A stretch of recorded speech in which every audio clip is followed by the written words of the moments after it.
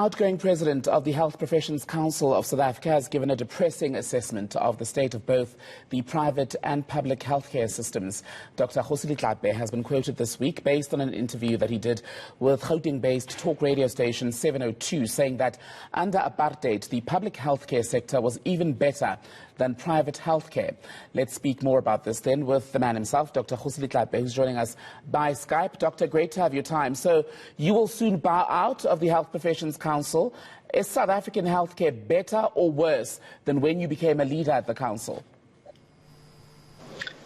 Good evening to you and to the viewers. Given where we started when I came in, we still have a system that is challenged in both public and private. Resources are not plentiful and our disease pattern is not improving. And COVID-19 exacerbated the problem. So we are challenged on both sectors. That is why the government is embarking on a national health insurance system that they hope to put in place. And the big tweet from that conversation that you had on radio this week is about you saying, the takeaway headline that we've seen this week at least, that under apartheid, even the public health service was better than what we have in the private. Explain that for us. Okay. I think what happened is that Bongane was just reminding me of things that I've said in the past. And I reiterate the sentiments that I've expressed in the past. But it would be important to put them into context. If you look at the wide public health care system of yesteryear, of the past, it was arguably one of the best healthcare systems in the world. It is a system that gave the world the first heart transplant in a public healthcare system at no direct cost to the patient, and the doctor didn't have to send the patient a bill. It was in the public healthcare system. When I started training in medicine, the private sector was referring patients into the public healthcare system if they had serious illnesses. For investigations, we would use the public sector to do certain investigations that were not available in the public sector. Fast track to today. Even in some of our training institutions, technology that is ubiquitous in those disciplines is not available in the public sector. So even our training platform is impacted by that. Technology now gets introduced into the public sector as a trading phenomenon rather than a point of service issue. And in our training centers, in our public system, there are certain technologies that are out there. So clear. And when you look at the private sector is not as rosy as people might think. If you speak to any person that has ever had to have huge co-payments to hospital, you'll understand that the private sector is not as rosy as people might think. We have patients that run out of medications, that run out of funds before the end of the year, that have chronic conditions, that then default into the public healthcare system. And that is why I'm saying that in the past, you used to get all your care from the public healthcare system.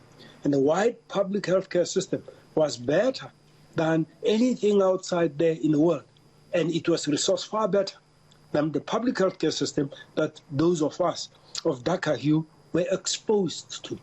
Now, when you compare what that wide public healthcare system offered, it offered the wide care for no payment at the point of service, funded through taxes, second to no other system in the world. The buying power, the resources to make technologies available, to make drugs available, was quite immense. But remember also that there are certain things that should not be misunderstood. When you look at the public healthcare system of today, people living with HIV have treatment that they would not receive in the private sector.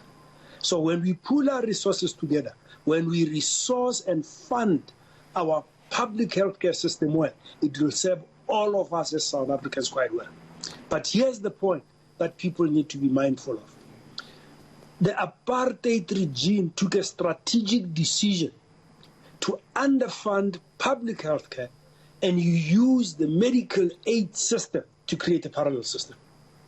What we have in private health right now is not truly private health. It's privatized health based on an act of parliament from apartheid that survives today, that puts me, you, the judiciary, the parliamentarians, and all the herbs in one basket and those that don't have in a different basket. It is an evil that needs to be eradicated. When we take our children to private schools, that is private. Our money, no tax deductions, no tax rebate, no compulsion to take our children to private school from our employers, no cohesive mechanism. That is private. When you upgrade your own security in your own home, that's private. If you don't want to use the SAPS, it's money that you don't get a tax rebate for. There's no act of parliament that makes you separate. That is what we need to attend to. Dr. Letlape, let me ask you this question then. Do you think that in South Africa over the years we've used the public versus private healthcare debate to an extent to shield the inefficiencies, the inefficacies of private health? Not only have we done that, it's also an unfair comparison. When you look at the fact that the private sector per capita has almost 8 times the amount per capita that we have in the public health, how can anyone in their right mind think it's a good investment when you are comparing with something that has funding levels that are far, far lower than the funding levels that you have? But here's the problem.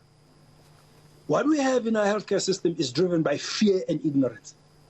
So people have this perception of the private sector being better, easy access.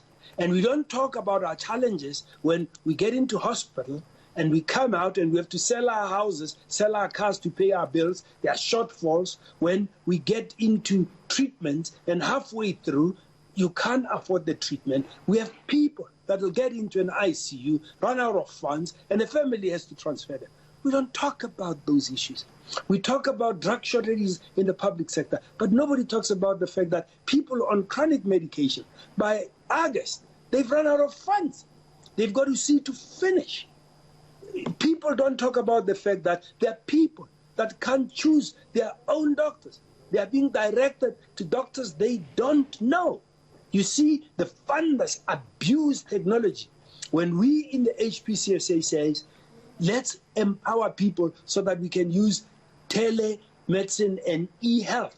You then have the private sector coming, abusing it, abusing patients, abusing practitioners, destroying professional autonomy, and thinking they are the ones that decide who can live, who can't live.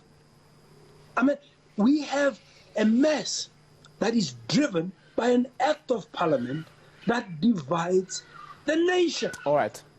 In health, freedom has not come. In health, apartheid has been enhanced. It's driven by an act of parliament. I'm not saying do away with private health. I'm a private practitioner. But do away with the paranoia of funding of health informed by apartheid legislation. Dr. Kgosi Letlape, thank you so much for your time on eNCA.